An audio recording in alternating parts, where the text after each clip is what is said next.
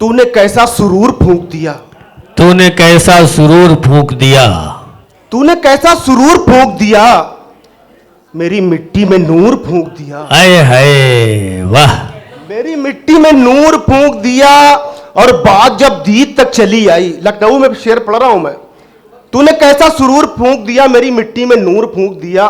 बात जब दीद तक चली आई, एक तजल्ली ने तूर फूंक दिया। क्या कहने हैं, वाह।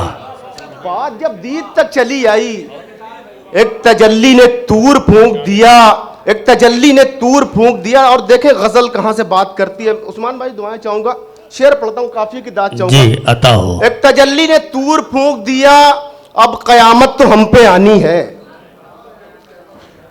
अब कयामत तो हम पे आनी है, तेरी नजरों ने सूर फूंक दिया। हाय हाय हाय हाय।